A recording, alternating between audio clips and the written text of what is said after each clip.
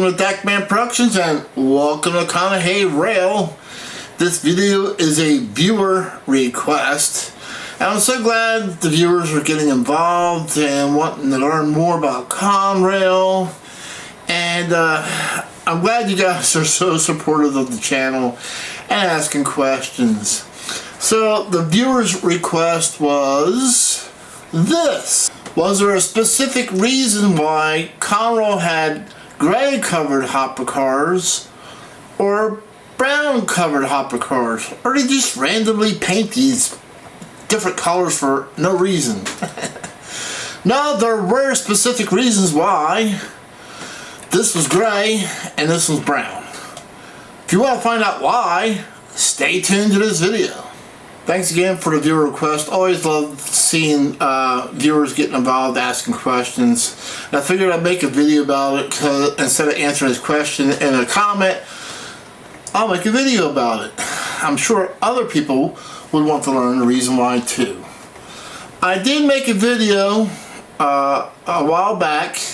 You can look at it. If you notice my channel, if you go on my Deckman's YouTube channel, the actual channel, which shows all the playlists, if you click on the one that has that says O-Gauge Reviews and History, in there you will find a video that I made about coal porters and how Conrail actually had two coal porters, only two of them, that were painted gray rather than brown, and I explained that in that video. So that was kind of an interesting history. Anybody knows that I love history. I love talking about the freight cars, because very rarely do other YouTube channels even talk about freight cars. They find that subject boring, but that's okay. I find it exciting because I want to learn about the freight cars that my locomotives pull, because I believe some of the history behind some of these cars is just as interesting as the history behind the locomotive that's pulling it. So you'll be surprised of how some of these freight cars have an interesting history behind them. And those gray coal porters that I'm talking about in that video do have a very interesting history in the world of Conrail. But at any rate, so let's get to this video. Also, for those, I'm going to put this out there real quick.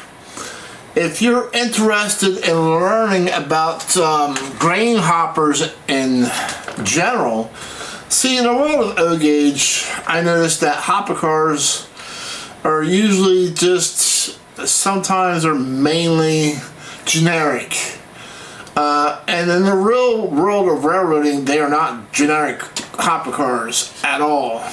And HO captures that a lot better. So there's many different manufacturers of hopper cars, many different models, many different sizes, and there are reasons why for all that. And if you guys want me to break all that down in a separate video, because I can't do it here, but it would take too long. That could be a half-hour video in itself. But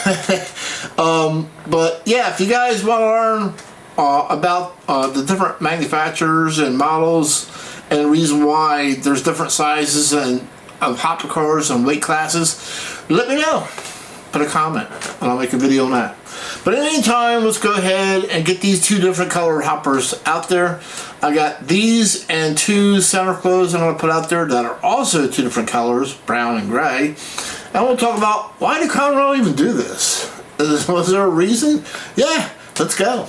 Okay, so here in front of us we have two different colors of the Conrail 2-bay center flow hopper. So you have a brown and a gray version. The brown version was made by MTH Premier originally. MTH actually sold the mold to Atlas O. Atlas O made the Conrail 2-bay hopper, but only in gray for their Atlas Premier version. Next up, you have these bigger grain cars. You have a brown version and you got a gray version here.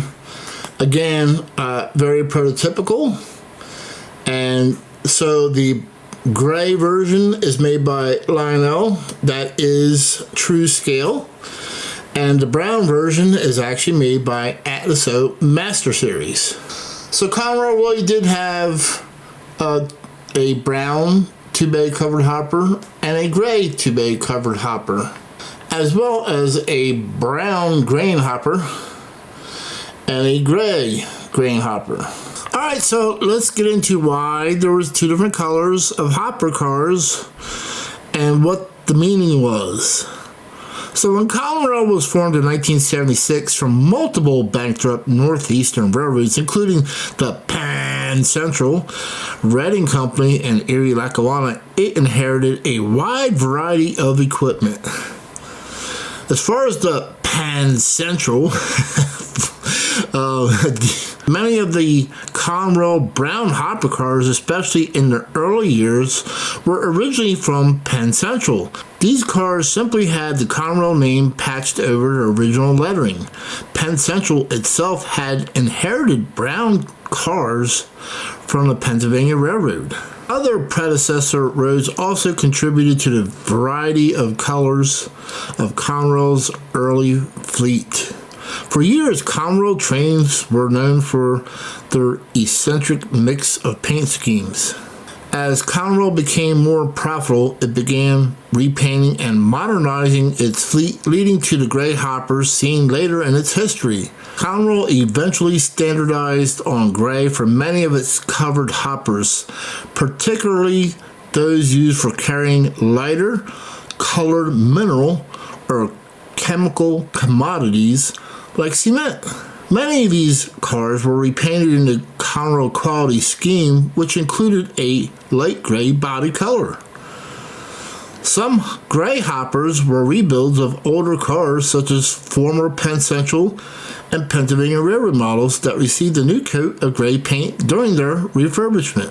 However, some cars were painted specific colors based on their intended use, though there were exceptions.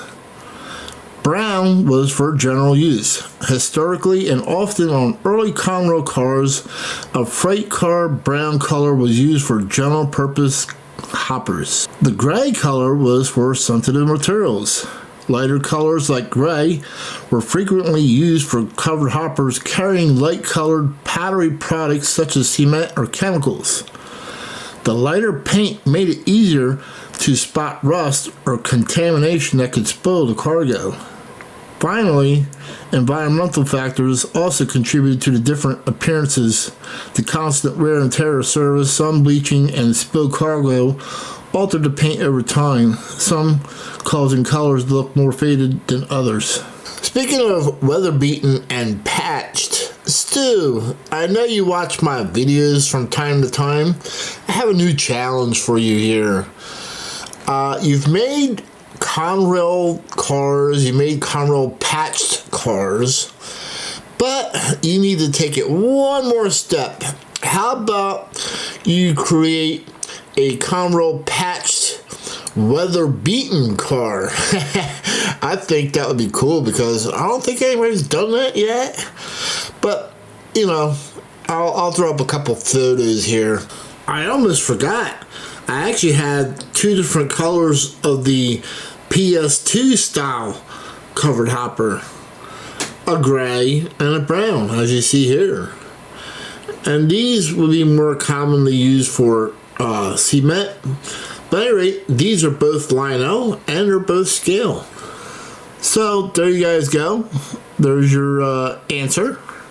So we're going to go ahead and put these cars into a train. I still have my GG1 Bicentennial out, so we'll put it behind that and we'll run these cars in a train. So let's go.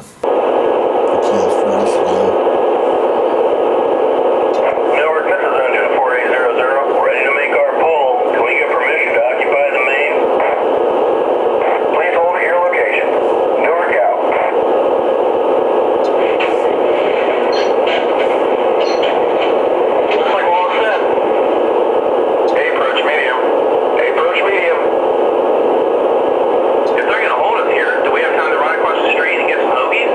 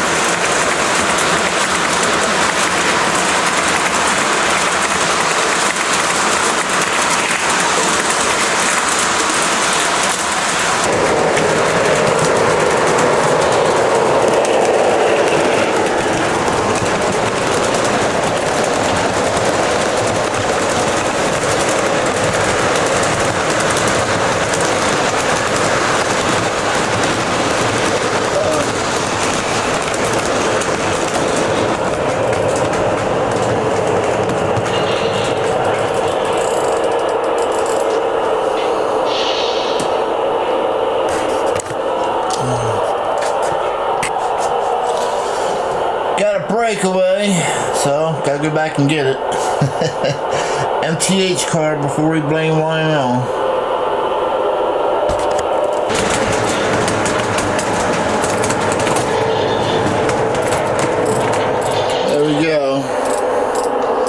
I usually don't have problems with MTH couplers, but again, I left the bloopers in there for you guys because I know you guys want to see them.